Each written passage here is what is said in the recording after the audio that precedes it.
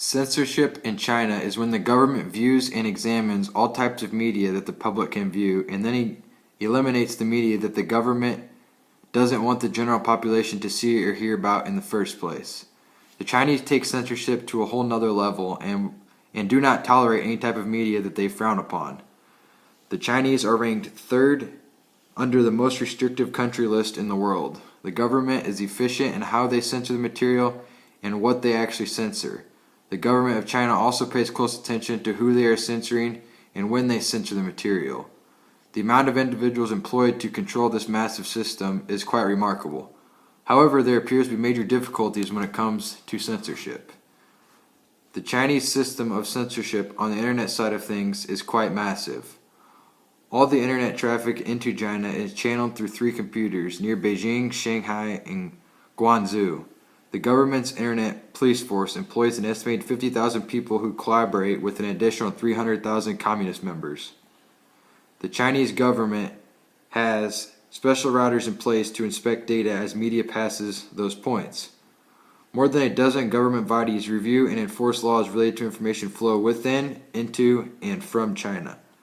The media barrier in China is known as the Great Firewall, and in 2007 it was estimated that the government has invested $770 million into the whole operation itself.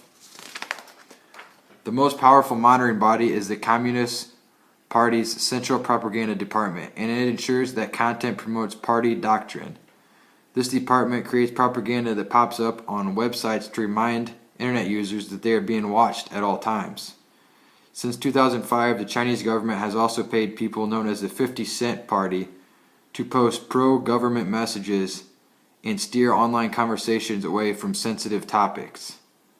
The reasons that the government claim they do this is because they want to avoid potential subversion of its authority, and they want to block issues that could cause social unrest. Most democratic and just societies today would agree that people have the right to be informed in what is going on around the world or in their own country. In China's constitution, it states that citizens have freedom of speech and press, but because of the huge amount of media regulations, it allows authorities to crack down on stories by claiming that they expose state secrets and endanger the country. The government is weary of the variety of views and information that the web brings and wants to eliminate those issues before it reaches their citizens. The government also claims that they are just preventing harmful content such as pornography and terrorism from reaching its citizens. This statement is something that all democratic nations would like to do as well, but as democratic countries, we believe in the right that the individual has the right to choose which type of media they regulate or see and which type they don't. In China, if journalists and activists overstep the boundaries of media and regulations, then they can face prison time. The authorities in China hold commercial sites responsible for what exactly appears on them at any given time, and they are held accountable to that. In China, apps like Instagram, Facebook, and Twitter are inaccessible. China censors focus on posts that refer to protest, demonstrations, and things that go against their political status. In May of 2010, the government issued its first white paper on the internet that emphasized the concept of internet sovereignty, requiring all internet users in China to abide by Chinese laws and regulations. The censorship infrastructure is very efficient. Posts are removed with a near perfect elimination rate and are typically within 24 hours of their posting. The Chinese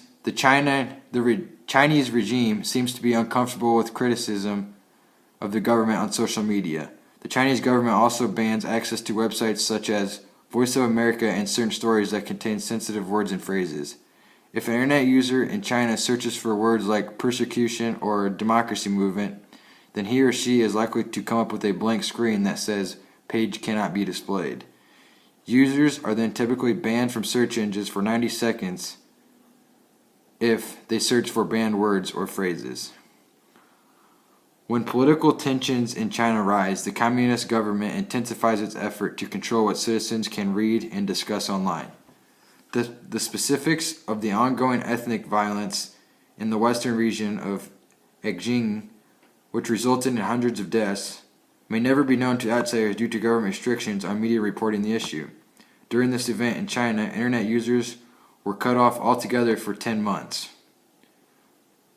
Another example is one day in China when the pollution level soared, and with the data from the United States Embassy, it showed an index reaching 6 times the World Health Organization's safe daily limit.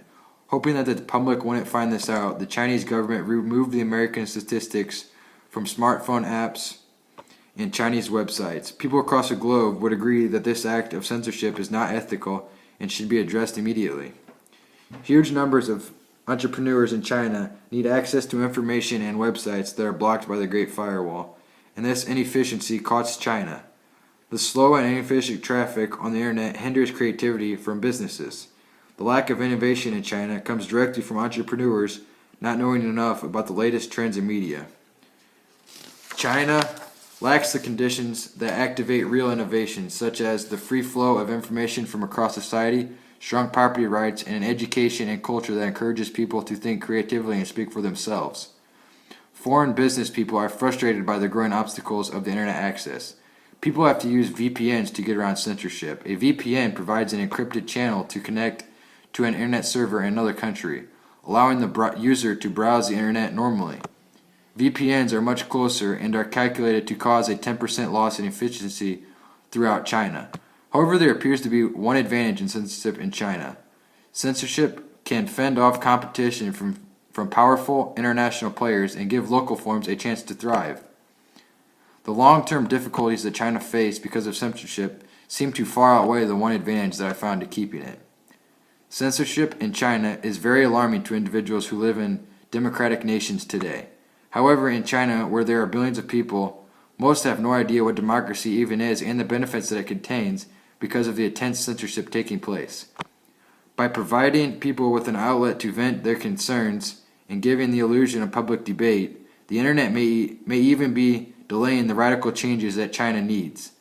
All people should have the right to think for themselves and to access any type of media that is present in the world today. China is creating misunderstanding among their citizens because of their monopoly over information.